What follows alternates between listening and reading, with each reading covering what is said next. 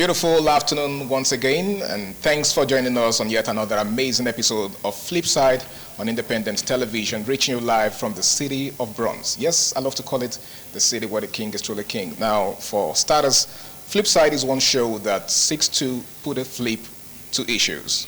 Okay, it gets really boring sometimes just taking a look at issues from just one perspective.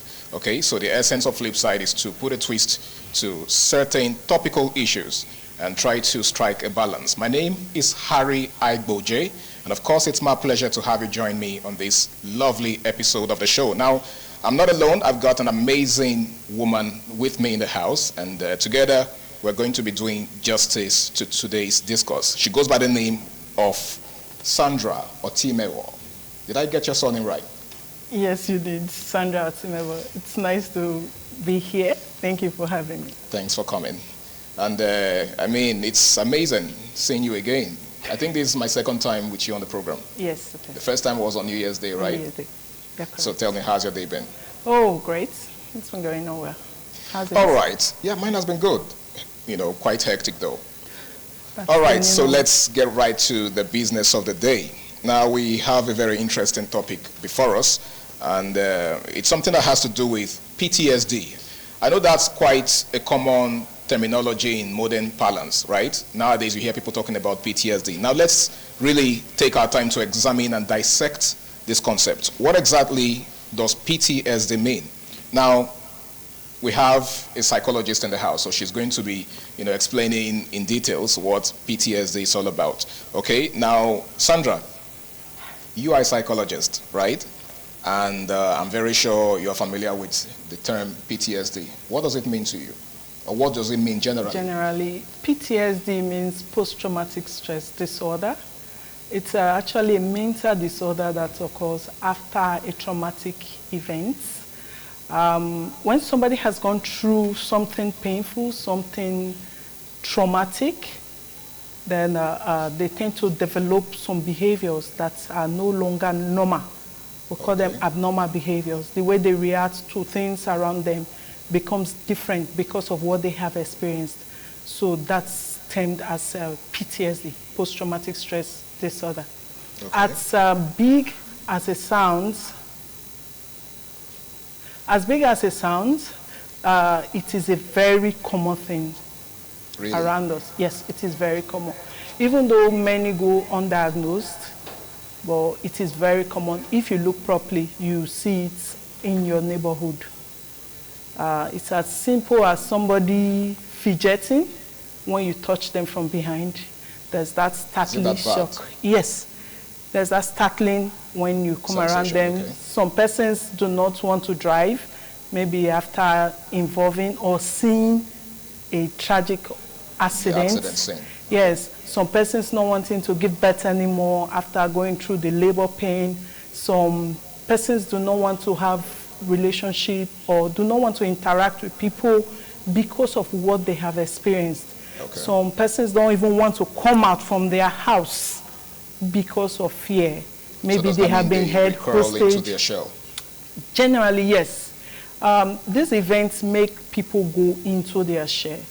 They begin to do things that we do not see as normal. That becomes their new normal.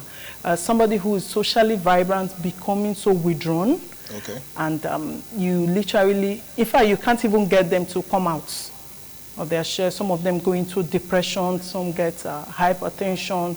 There are a lot of things that happens when someone experiences PTSD.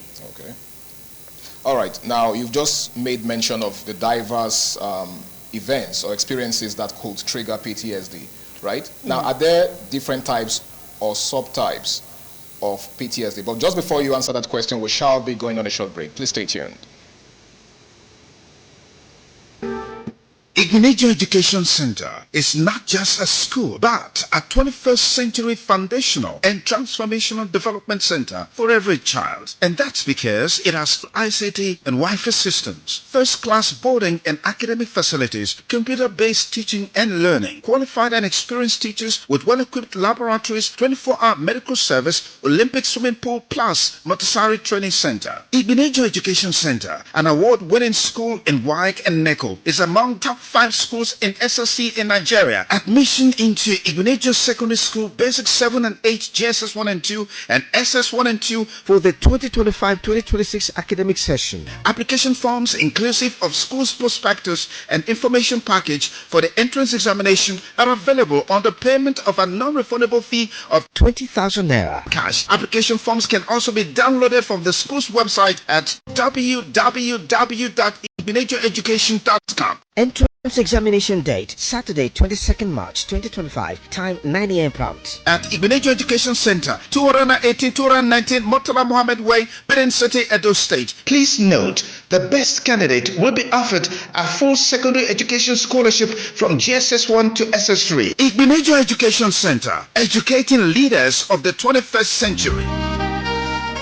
The time is now. Right now. The time is now. Right now. The time is now. The time is now. Right now. The time is now. Right now. The time is now. The time is now. Right now. The time is now. Right now. The time is now. The time is now. Right now. The time is now. Right now. The time is now. Yeah.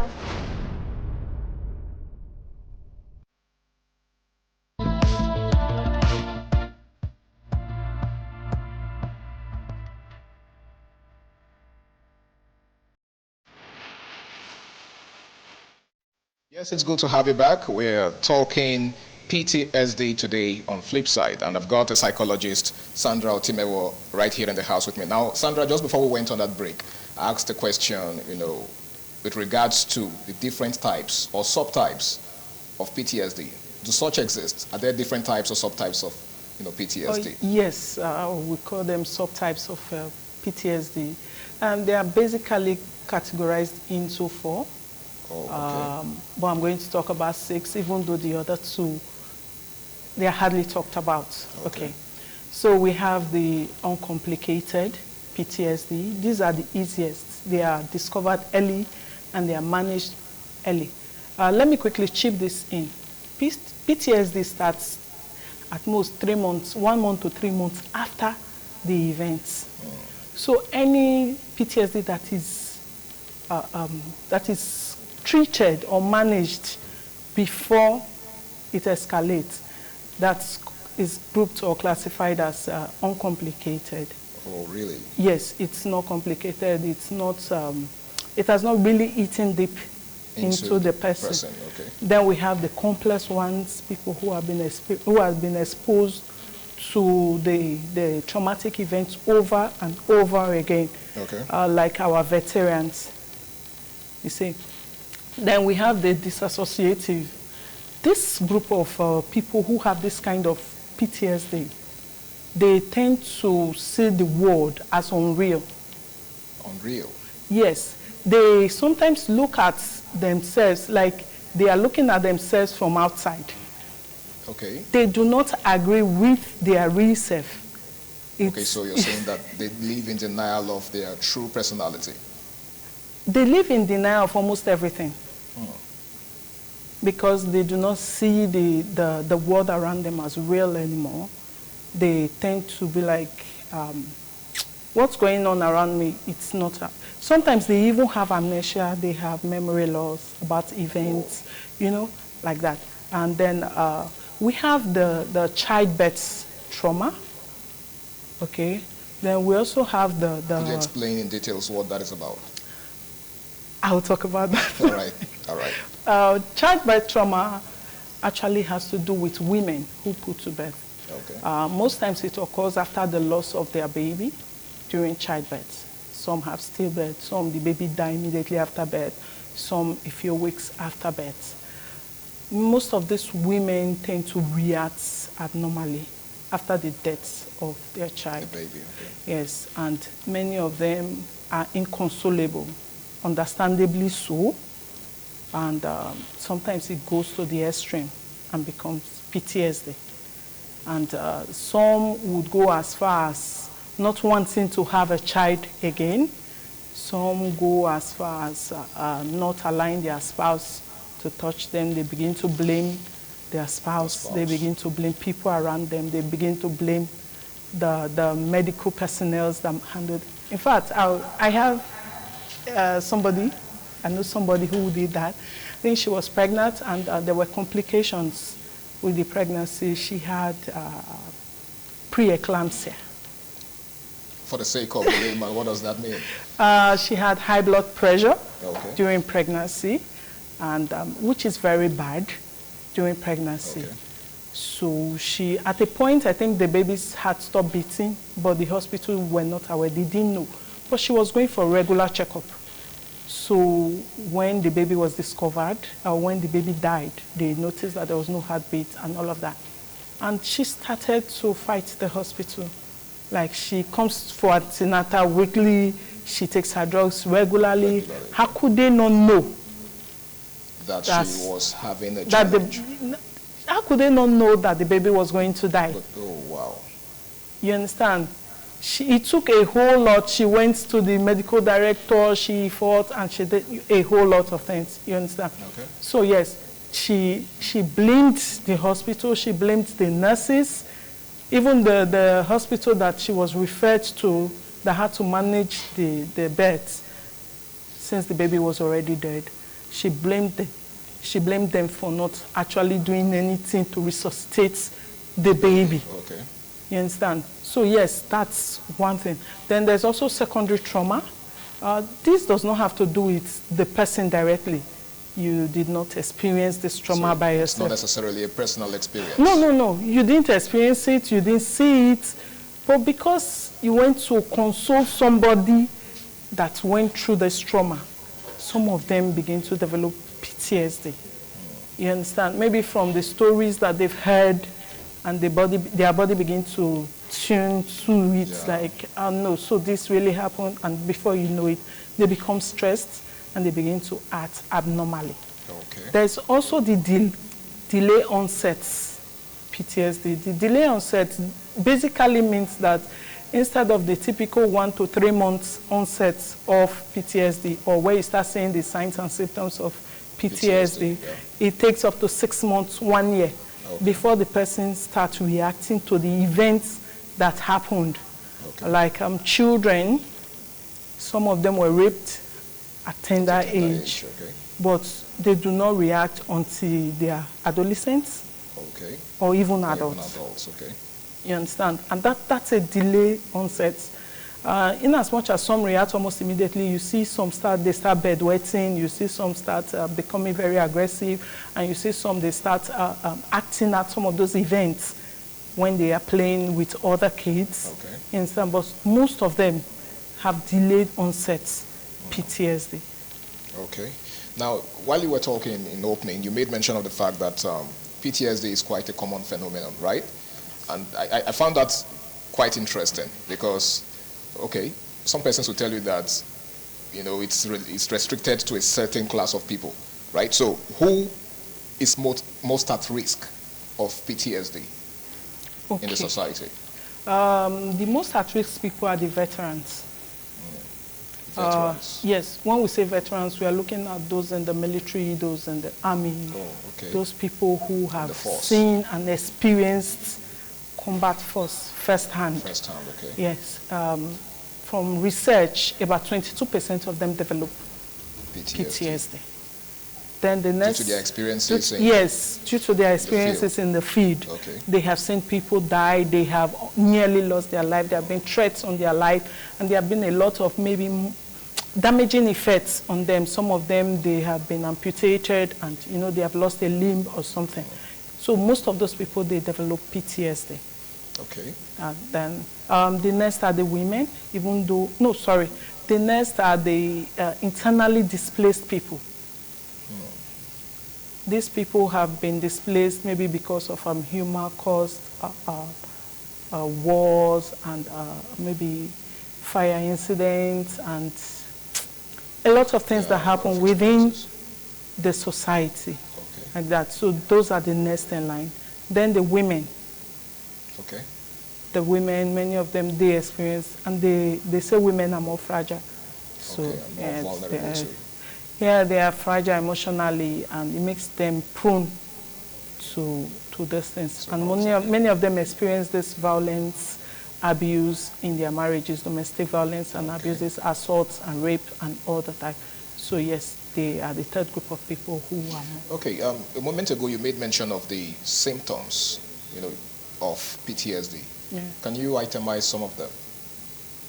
Like Okay. someone who has post-traumatic stress disorder. How can you identify them? Okay. Generally, we look at for people who begin to change in their behavior. First, what do you look at? They begin to re-experience the events. When I say re-experience, is they can sit here and have flashbacks. They can start having nightmares.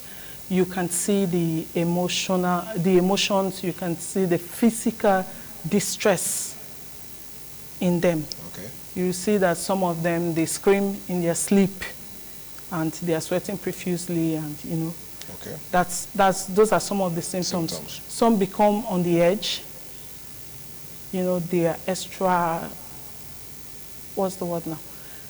They are extra sensitive to things around them. Okay.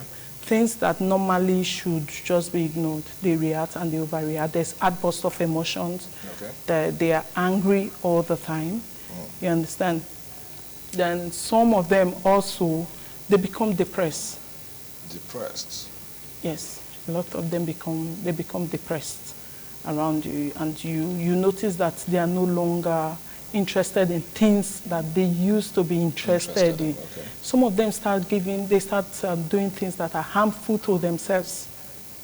Some go to substance abuse. They start using substances and they start abusing it.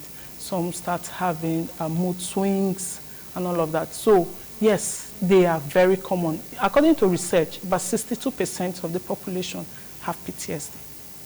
How many percent? 62. Whoa, that's a lot. Exactly. So does that mean that there could be persons out there living with PTSD without even realizing it? Yes, a lot of persons do not realize that what they have is PTSD. PTSD, okay. Because of the society and the cultural background. You know, when you experience something, people expect you to just get over it. Then you don't get to talk about it, and you can't even say some of the things that you have experienced. Somebody who has experienced rape cannot talk about it. It is not accepted in the society. Yeah. You Because can of the even see, stigma that yes, comes the with it. stigma that comes with it. You can even see some person shouting like, "Are you the first? Why are you talking about it?" Yeah. But people react to this same thing differently. Yeah. You understand? You lost a child, so what? You will get another one. The child did not want to stay. That's why the child died and all of that. You know? Some you went to war. Are you the only soldier there? You know, many died. You should be happy that you came back alive. Yeah. Or you should be happy that you only lost a limb or something. So people do not want to talk about the trauma that they have gone through. Do you think such reactions are insensitive? I think they are very insensitive. Okay. I think they are very insensitive. Somebody who lost a loved one, and you are going to tell the person that God gives, God takes, God knows why, God knows best. You are not helping the person. Okay. You are not. Somebody who has been through an event, maybe the person has seen where somebody else was murdered, and you are wondering, why are you reacting like this? Was it you? Was it your brother? Was it your sister? No, that person is in shock. A lot of things is going on in the person's brain. And if you cannot at least talk the person out of it, don't try to make it worse. And most of the comments we make, especially in this part of the world, they are very insensitive. Okay. We make it seem like it is supposed to be normal. Okay. But it is not. It is not. There are ways that we can manage these things. So this has made it very rampant. Many people are not seeking help as they should. Instead, they try to bottle it up and just live through it. But the thing is, these things have long-term consequences, you see. Constantly living on the edge can lead to hypertension. They can have heart issues. You know, they can have depression. They can commit suicide if these issues are not managed on time. Okay. Now, I was going to ask you how PTSD affects daily life, but you've pretty much answered that question. Now, you made mention of the possibility and the tendency for someone to be living with PTSD without realizing it, except, you know, there's diagnosis. So what do you think is the process of diagnosis as far as PTSD is concerned? Okay, first, As as against, conventional health issues, right? Let's say if someone is sick, for instance, someone has malaria. I believe there are conventional ways of diagnosing that person and then, of course, preferring solutions to the person's problem. But imagine someone that has PTSD. How do you diagnose that person? Whose responsibility is it? Okay, for someone with PTSD, we have the psychologist and we also have the psychiatrist. Okay. That helps diagnose PTSD. Okay. And some of the symptoms that they are looking at for, there has to be re-experience, like I said earlier, there has to be avoidance. When I say avoidance, the person avoid objects or environments where those events have taken place. Then they have to be cognition, mood swing, the person, you can see a visible change in the person's behavior. Okay. That's one. Then there are a series of tests and interview, both oral and written interview, that can be done for this to be properly diagnosed. Okay. And like I said, it has to have occurred at least once or twice within the first 2 to 3 months of the event. Okay. So first they have to be re-experiencing, they have to be avoidance, they have to be cognition and mood within the first 2 to 3 months. And these events or these reactions have to have been repeated at least once or twice within the month before you can say, okay, person has PTSD. Okay, now are there physical and visible symptoms of PTSD? For example, if someone has malaria, I love to use conventional because this is a phenomenon that is not very common to people out there, right? That's why if you make mention of PTSD, some persons who are not quite enlightened might look at you like, what are you saying, right? But I believe there might be ways to identify someone who has PTSD. So what are those symptoms, visible and physical symptoms? Okay, the most common symptom is the change of behavior. They become antisocial. Okay. It affects their work life, it affects their social life. But what about, sorry for interrupting, what about someone who's naturally an introvert, who doesn't normally hang out? How do you tell that such a person has PTSD, if that is a way to identify them? That's some of the ways to identify them. Some. Not all of them. Okay. Okay, when a person is antisocial, it doesn't necessarily mean that the person has to be an extrovert or an introvert. Okay. First, you have to interact with your colleague, whether you are social or not. Okay. Okay, a person who usually says good morning to a colleague and is suddenly withdrawn into the share, good morning, you just come and, you are moving straight to you, so you don't want anybody to touch you, you don't want anybody to talk to you. You already begin to know that, okay, something is wrong. These behaviors are very obvious. You see it because it is no longer normal. Normal, okay. You understand? You are looking and you're seeing somebody who does not used to drink becoming a heavy drinker. Okay. Something is wrong. Something has happened that has triggered that change in behavior. Yes. When it affects their work life because they are no longer giving their best at work, they are distracted at work, and they are no longer giving in what. In fact, sometimes they have memory loss. They don't even remember what they are supposed to do. You understand? Okay. Then, apart from being antisocial, you see that many of them want to commit body harm. Some want to slice their rib. I think I met somebody one time that was using razor blade to slash his wrist. Yes, you would still see. It was visible. You could still see. Many of them, they get depressed and they want to commit suicide. Many of them tend to begin to use hard drugs. You see them smoking, you see them taking substances that they don't usually take, all in a bit to feel better. Okay. So that they are able to get back and be able to socialize. But these tend to make it worse. So yes, there are visible characteristics that we can look at for in people around us. Okay, now are medications used in the treatment of PTSD? Yes. Okay.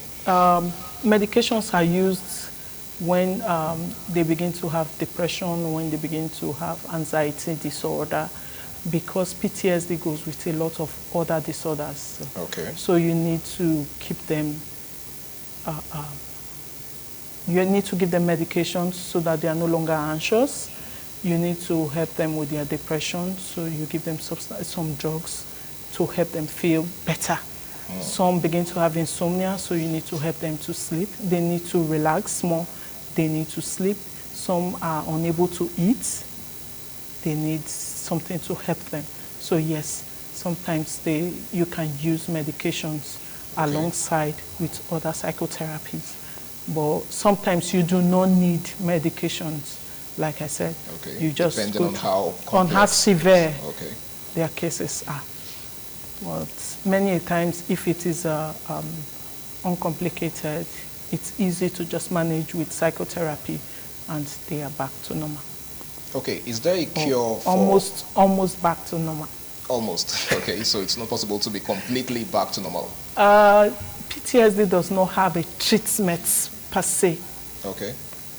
There's no cure, that's the word. It can be treated. I was going to ask that. It can be treated, it can be managed. Okay. So that the symptoms are minimized. Okay. Yes, occasionally you have those symptoms reoccurring occasionally, but with proper management.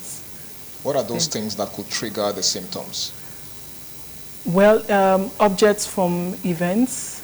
If they see objects from the events, when they get to the environment where the event happened, when they watch things that reminds them of such events, those can trigger symptoms. All right. Now, what coping mechanisms can help someone manage PTSD symptoms? For example, it hasn't gotten to the advanced stage. How can it be managed? Okay. The basic thing that people need is they need support system. We need our family, we need our friends. These help. Then we also have to make some behavioral adjustments. Okay. Okay. For someone who has PTSD, when diagnosed and is undergoing treatment, you need the support of your friends. Some are even encouraged to join groups, like PTSD groups. Groups, okay. You understand? They need their Does family. such groups also contain, or does such groups have members or people who have experienced similar situations? Of course. Groups like that are made up of members who have experienced similar situations, or who also have been diagnosed of PTSD. Okay. It is just to have people who have experienced something similar around you, and you know that, oh, okay, this person has experienced it, so it's not peculiar to me alone. This helps people feel better to know that it's not just peculiar to them, or the situation is not peculiar to them. Okay. Then they also need friends, they need family, they need people who they can trust, that they can talk to like a confidant, while their therapist is working with them. There are times that you just need somebody that you can talk to. All right. It helps a lot. Then there are some behavioral changes that need to come to play. You have to eat healthy, you have to get enough sleep. This helps you relax and not become anxious. Exercise is key. Okay. When you exercise, it helps your organs to begin to work better. All right. This helps. All right, Sandra, thank you so very much. Just in case you're just joining us, it's Flipside on Independent Television, and today we're talking dealing with post-traumatic stress disorder, a step-by-step approach. We shall be going on another break, and when we return, the program continues. Please stay tuned. All right, guys, it's still Flipside on Independent Television, and today we're taking a look at PTSD, dealing with it by step-by-step approach. Now, we are having a very interesting conversation because Sandra Otimewo, is giving us amazing insights into PTSD. Like you already know, a lot of persons don't really know that they have PTSD, but I believe with diagnosis and proper management, they can get to know, and then of course solutions can be preferred. Now, Sandra, how can family and friends support someone with PTSD? You talked about the insensitivity of friends sometimes, when they get to know that you're going through or you're dealing with PTSD. Some of them say things that they ought not to say rather than encourage. So how do you think they can, help people dealing with PTSD manage and come out of it? Okay, I think the first thing is to know that PTSD is a disorder. It does not mean that the person has gone crazy. Many people, when they hear that you have PTSD, they begin to think this person has gone... Has lost it. Yeah, has gone gaga. This person has mental issue. It is just a disorder. It just means that it is supposed to go straight, but there is a little bend along the way. So you do not treat such people like they are psychiatric patients. You understand? First, you need to be very patient with them. You need to understand them. Okay. Sometimes they just need you to be there without saying anything. You just need to sit there and listen to them. And you also can help by bringing things that they love, maybe take them out, you know, so that they can experience nature. You can also take them to see places that they love to see or they used to visit before. Then you can help by ensuring that triggering images are kept far away from them as much as possible, even though sometimes that is used as part of the treatment. Okay. You understand? Sometimes they are exposed to it, but these are to be calculated, you know. But for family and friends, the best you can do is to ensure that they eat healthy, they exercise, they go out and maybe enjoy nature. You try to keep them away from bodily harm. That is very necessary because some of them do things that can take their life, and if they take their life, there's nothing you can do anymore to help them. Okay? Make sure that they stay away from bodily harm. Then ensure that they avoid substance abuse. One of the easiest substances that they use is alcohol. Okay. You know, you just think, oh, okay, he drinks. Okay, he just drank 1 bottle. Okay, he just drank 2 bottles. It's not healthy for someone who's going through PTSD. Okay. So some graduate from using alcohol to now using hard drugs or other substances. So it is better to keep them away from those things and help them. They can do yoga. They can go to the gym. They can do, just encourage them to do healthy or keep healthy and keep healthy habits. Okay. This would help. Now, what's the relationship between PTSD and other mental health conditions such as anxiety and depression? Okay, anxiety and depression are signs of PTSD. Okay. When somebody is depressed, something must have happened that have triggered that. When somebody becomes anxious, something must have happened that has triggered that. It may not have been a traumatic event, so not every anxiety or depression is PTSD, but for every PTSD to be diagnosed, there must be some level of anxiety and depression. So yes, they are intertwined in a way. You see somebody who, when they are no longer able to manage themselves out there, they begin to crawl into their shell and they begin to get depressed. They are no longer interested in things around them. Many of them, like I said, they want to end it because maybe because of the flashback, because of the nightmare, because of the insomnia. They become anxious. If they are victims of violence, they begin to be hesitant, or they are anxious, constantly anxious. Like as minute as touching the person over the shoulder, the person could get really aggressive, and you'll be lucky if the person does not have anything harmful around them to throw at you. You understand? So yes, anxiety and depression are basically intertwined with PTSD. Okay, now how does PTSD affect veterans compared to civilians? You made mention of veterans earlier, you know, those who have experienced violence or who are probably in the force, either the army, you know, the navy, the police. So how does it affect them as compared to regular people on the streets? For veterans, they experience PTSD more because they are constantly in the face of danger. They are constantly in the face of threats to life.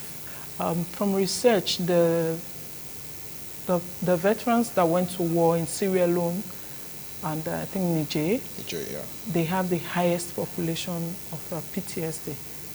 These people saw war. They saw their friends die. They saw their colleague that they were laughing together with just died like that. Some saw them being mugged, you know, to death. they have seen these events physically. Some were even the ones that experienced it. Some, they have been hurt or they just struggled to be alive somehow. Okay. So they experience it more than the regular civilians. Okay. So this has made them more prone to PTSD. Okay. Like the regular civilians, yes, we have events that occur, but how many people see these traumatic events on a daily basis? It's very minute. Unlike the veterans who live there, they live in the face of danger every day. And they have a first-hand experience. The experience naturally lives in them. In them, okay. Understand? They are constantly on the edge because they do not know what the next minute holds. Okay. And for the civilians, yes, we can say, oh, we don't know what the next minute will hold, but we are free to still move around. But they cannot just move with such freedom like we do.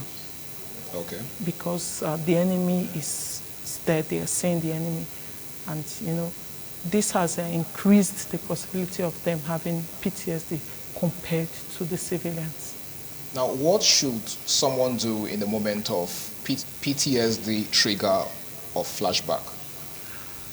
Okay, the first thing Like, is... what's the immediate measure to be taken? The first measure to be taken is to try to calm yourself down. One of the therapies or psychotherapy is cognitive behavioral therapies that is when used. You are taught to tell yourself that the event is over. Okay. Your mind is playing games on you. So you have to be able to try and calm yourself at first. Some people have objects that they hold on to help them feel better. You know, they have like a special object that when they see, they're like, oh, this is for comfort. Really?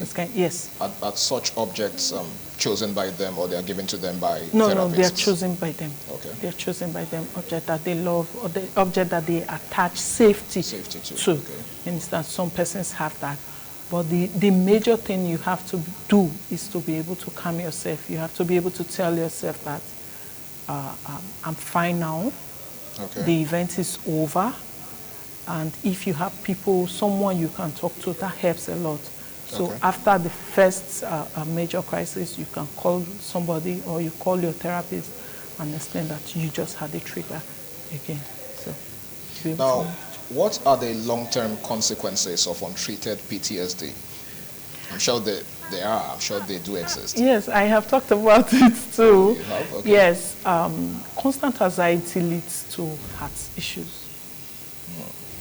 They are constantly on the edge. This can lead to heart issues. This can lead to hypertension. This can lead to depression. You understand? Okay. So yes, those are the most common long-term effects of PTSD when it is not treated or managed on time. Okay. So they begin to have heart issues, they begin to have hypertension, some people begin to binge eat, which may lead to diabetics and all of that, and depression. And how does it affect health physically? I mean, visibly, like if you see someone who has untreated PTSD, right? How do you identify them? Someone who has lived, you know, with PTSD for years. Well, to identify somebody who has lived with PTSD for years, that's going to be tough. Because what they are now battling now, it's no longer PTSD. They are struggling to save organs in their body because it has degenerated Into a physical health health challenges. So you are no longer looking at PTSD, you are looking at major crisis, major health challenges. Somebody with heart problem is looking for how to treat the heart or get transplant or whatever that is. Okay. Somebody who has hypertension is now looking for how to drop the blood pressure, that if the lungs are not affected already. You understand? So they are no longer looking at PTSD. We are looking at major health complicated crisis. health issue. Okay. Now, in case you're just joining us, it's Flipside on Independent Television, and I've got Sandra Otimevo right here in the building with me, and we're taking a look at post-traumatic stress disorder, dealing with it in a step-by-step manner. Now we're going on yet another break, and when we return, it will be time for the concluding segment of the show. Please stay tuned. Welcome back. It's Flipside on Independent Television, and we're taking a look at PTSD. Now, Sandra, have you or do you know of anyone who has had an experience with PTSD? If you have, do you mind sharing? Yes, I do. Okay. In fact, I know a couple of them. But one that was very, very bad was someone who was close to me. She lost her child. She had a stillbirth a couple of years back. She struggled a lot, but even the people living with her, her parents didn't know. She began... Because she didn't share. Because they did not think that losing a child was the end of the world. So everybody felt the child died. Okay, it's normal. You will get another one. You will get pregnant again and all of that. So she got depressed. She started drinking a lot. In fact, she drank to the extent that she could turn a bottle of alcohol, gin, she would buy and drink on the road. She started using drugs to help her sleep. I'm saying drugs to sleep because she started having... narcotics. Yes, to help her sleep. Okay. Because she started having insomnia. But the thing was, the people around her did not know what was going on. They lived in the same house, they slept in the same bed, and, you know, it took a whole lot of challenges. She became antisocial. She could not walk, like she could not do anything useful with herself. She was constantly in pain, and, you know, masking it was even another work so that nobody knows what she was going through. Until she was able to open up to a psychologist and got help through it. It was bad that she didn't even want to talk to her spouse because she felt like he was supposed to be there for her or help save the baby. But he didn't do anything. You know, it was a serious case that it took a whole lot to manage. In fact, it took almost 2 years before she started feeling better. 2 years? Yes. That's a long time. It took almost 2 years for her to start feeling better. The first 1 year was terrible because she still comes out, she was still dressing well, so people felt, oh, okay. Oh, they just see her and they're like, oh, she's getting better. In fact, most of the triggering events are when people ask her, how is baby? Once you say, how is baby, that's the end of the day. Whatever she's doing, she drops. And she goes into her closet and she starts to drink and starts to cry and all of that. Well, all these things, like I have said, nobody knew at home. Okay. Nobody knew at home. So, well, somehow she was able to get help and she was able to get better. She's not there yet, but she's a whole lot better from where she's coming from. Just wow. That sounds to me like a success story. Yes, it is. Yes, it is. I know someone else who had episiotomy during childbirth, and because of that, she refused to give birth again. Said the pains of labor and the tear was crazy. Whoa. So for 2 years, she did not allow her husband to touch her. So it was crazy. It took a lot of counseling. We needed to employ the services of a psychologist to talk her through it. That's about 5 years ago. She still doesn't have a second child because she doesn't want to go through the pains of labor and childbirth because it was traumatic for her. Even though she's a lot better now, she feels a lot better now. All right, now on a final note, I believe there are so many persons out there that are aware. They are not just dealing with PTSD, but they are very much aware that they are dealing with it. What's your advice for such people?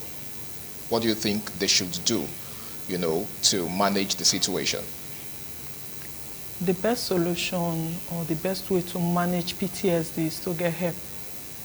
Don't hide it. Get help and get help ASAP.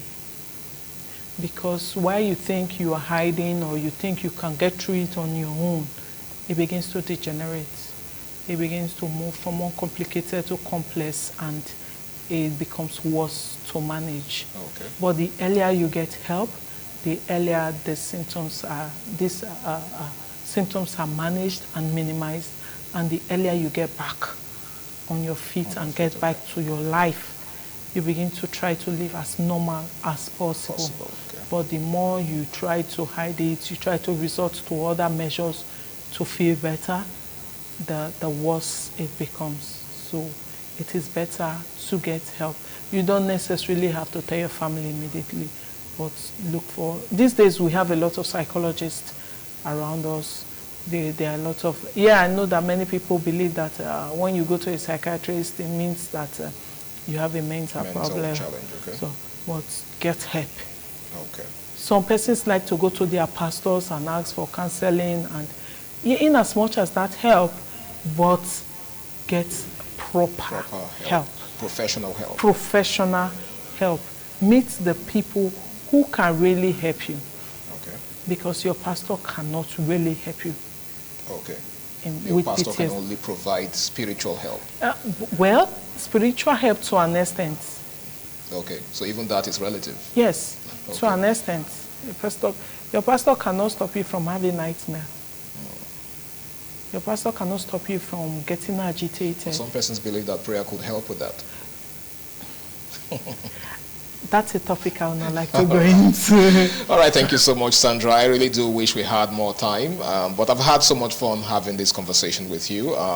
PTSD, a major challenge that a lot of persons are going through. I want to say a big thank you for taking out time to be with me on the show today. Thank you for having me. And I hope that the next time I call on you to be with me, you will not hesitate. No, I wouldn't. All right, thank you so much. All right, the program has been Flipside on independent television, and we've been taking a look at ways of dealing with post-traumatic stress disorder. Now, it's a major problem. A lot of persons are not aware that they have a problem with PTSD, but they do, okay? And just like Sandra has said, a major way to figure it out is to, seek professional help.